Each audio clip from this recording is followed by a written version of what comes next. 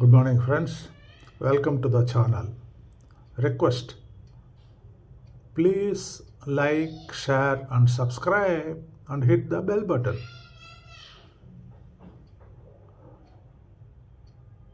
முதல்ல நம்ம நாட்டில் இந்தியாவில் the first person who told there is no God, கடவுள் இல்லை, and there is no rebirth, மறுபிறவை இல்லை அப்படின்னு சொன்னவர் புத்தர்.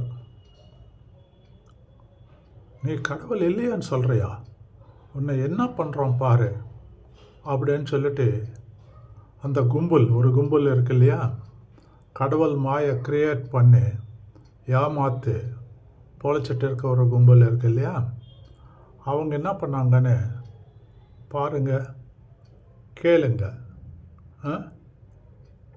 இது தாங்க நடக்கிறது. Listen to this gentleman.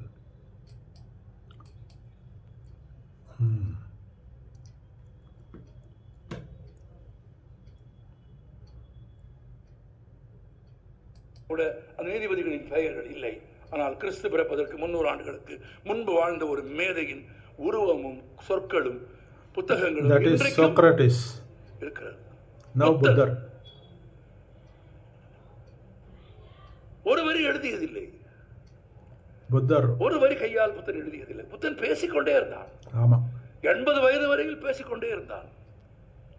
பேசியதெல்லாம் அற்புதம். இந்திய தத்துவ ஞானிகளிலேயே கடவுள் இல்லை என்று சொன்ன முதல் தத்துவ ஞானி யார்? உங்களுக்கு நிறைய பேருக்கு ஆச்சரியமாக இருக்கும். புத்தர். கடவுள் இல்லை என்று சொன்ன ஒரு புத்தன். அப்படி சொன்னதற்காகவே கடவுளாக்கப்பட்டவன் புத்தன்.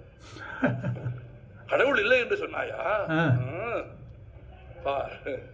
உன்னை கடவுளாக்குகிறோம் என்று மகாவிஷ்ணுவின் அவதாரங்களில் ஒன்று என்று புத்தனை பற்றிய ஒரு கதையை உருவாக்கினார்கள். ஆனால் புத்தன் கடவுள் இல்லை என்று சொன்னான். இறந்தவர்கள் மீண்டு வருவதே இல்லை என்று புத்தன் சொன்னான். இறந்தவர்களுக்கு செய்கிற சடங்குகளில் புத்தனுக்கு நம்பிக்கை இல்லை. அதை நிராகரித்தவன் புத்தன்.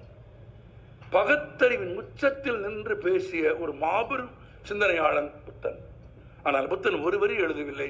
தன் வாழ்நாள் முழுவதும் புத்தன் பேசிய அனைத்து சொற்களையும் அனைத்து தத்துவங்களையும் அவன் அருகிலேயே இருந்து கேட்ட ஆனந்தர் என்கிற அவனது சீடர்களில் ஒருவரும் பிற சீடர்களும் சேர்ந்து எழுதி புத்தகமாக கொண்டு வந்தார்கள். தமிழில் குறிப்பாக.